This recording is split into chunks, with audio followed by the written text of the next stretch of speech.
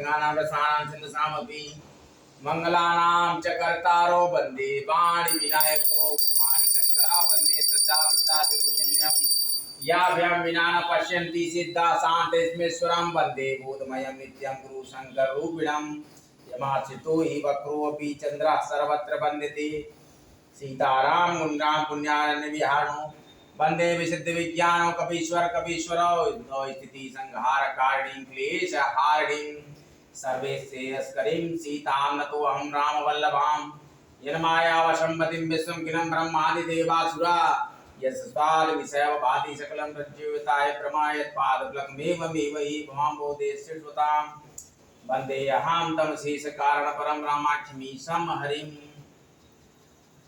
अयोध्या कांड के इस महत्वपूर्ण पड़ाव पर नवरात्रि के प्रथम दिन माता आगमन को बारंबार नमस्कार करते हैं। माता शैल पुत्री का दर्शन काशी में आप करेंगे। आइए श्री राम चरितमानस के और भी लोगों का हम वर्णन करते हैं, उसके उपरांत हम सिद्ध पूंजी का श्लोक का विवाद करेंगे। परभूप तु वचन पर सकौ पूतपति त्यागी काशी मोर दुख देखी बड़ कसन करब हित लागी। कैकेयी ने कहा कि मैं तेरे कहने से कुएं में गिर सकती हूँ, पुत्र और पति को भी छोड़ सकती हूँ। जब तू मेरा बड़ा भारी दुख देखकर कुछ कहती है तो भला मैं अपने हित के लिए उसे क्यों न करूँगी। कुबरी करी कबूली कैकेयी कपट छूरी उर बाहन की लखन रान निकट दुख कैसे चरई हरित तीन बलि पशु जैसे। कुबरी ने कैकेयी को कबूल करवाकर कपट रूपी छुरी को अपने हृदय रूपी पत्थर पर टेया और रानी कैकेयी अपने निकट के दुख को कैसे नहीं देखती।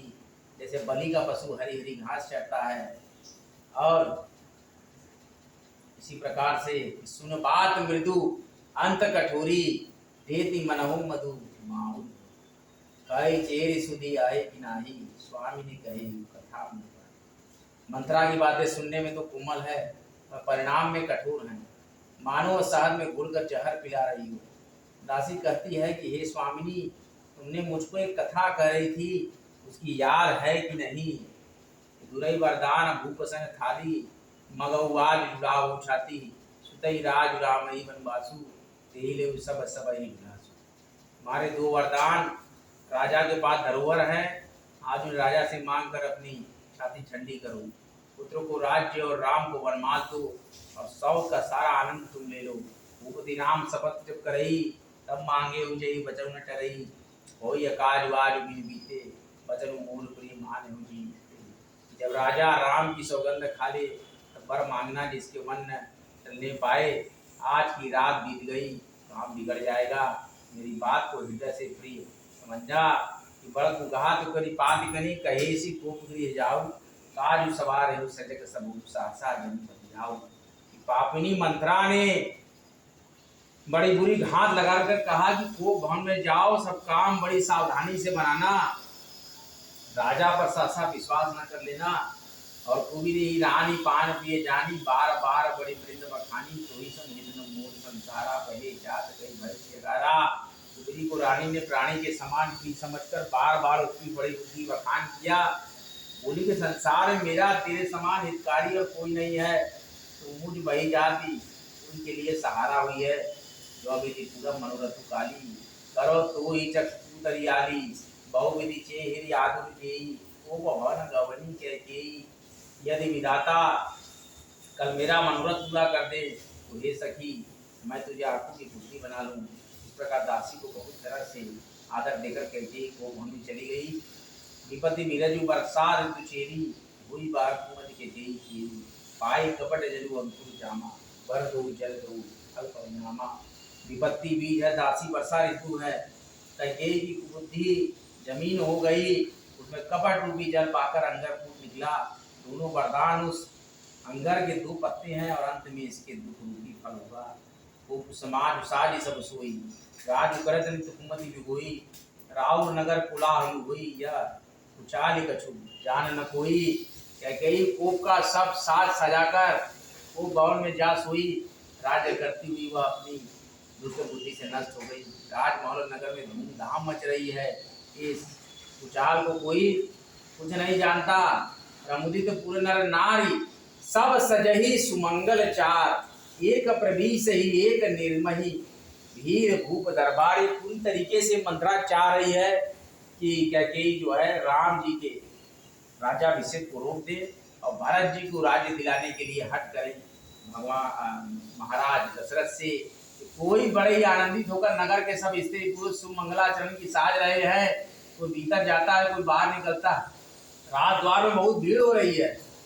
और बाल सखा सुनी ही हर्षाही, मिलित सब पांच राम पही जाही। प्रभु आदर ही प्रेम ही पहचानी, पूछ ही कुशल खेम मृदु पानी। श्री रामचंद्र जी के बाल सखा राज तिलक का समाचार सुनकर हृदय में हर्षित होते हैं।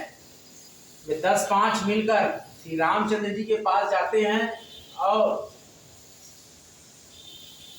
प्रेम पहचान कर प्रभु श्री रामचंद्र जी उनका आदर करते हैं और कोमल वाणी से कुशल क्षेम पूछते हैं कि फिर ही भवन प्रिय आय सुपाई, करत परस्पर राम बड़ाई। को रघुवीर सरिस संसारा, सीलु सनेहु निबाह निहारा। अपने प्रिय सखा श्री रामचंद्र जी आज्ञा पाकर वे आपस में एक दूसरे से श्री रामचंद्र जी की बढ़ाई करते हुए घर लौटते हैं। कहते हैं कि संसार में श्री रघुनाथ जी के समान सील और स्नेह को निभाने वाला कौन है। जय जय जोनि करम बस भ्रमई, ताता यीशु देव या मई। सेवक हम स्वामी सिय नाहु, और नाथ या भगवान हमें यही दे कि हम अपने कर्म बस भ्रमते हुए जिस योनि में जन्मे वहाँ हम तो सेवक हूँ और सीतापति श्री रामचंद्र जी हमारे स्वामी हूँ। और यह नाता अंत तक निभ जाए। यह सब विलास नगर सब काहू, कह कह सुता हृदय अति ताहू। तो न कुसंगति पाई न साई, रहाई न नीच मते चतुराई। नगर में सबकी ऐसी अभिलाषा है, परंतु कैकेयी के हृदय में बड़ी जलन हो रही है। कुसंगति पाकर कौन नष्ट नहीं होता, नीच के मत के अनुसार चलने से चतुराई नहीं रह जाती। साँझ समय सानंद निरिपु, गयउ कैकेयी गे। गवन ने ढूंढता निकट की, जनु धरी देह सने। क्या बहुत ही मार्मिक चित्रण यहाँ किया जा रहा है कि जब ये सारा नगर खुशी से चल रहा है कि राम का राज्याभिषेक होगा।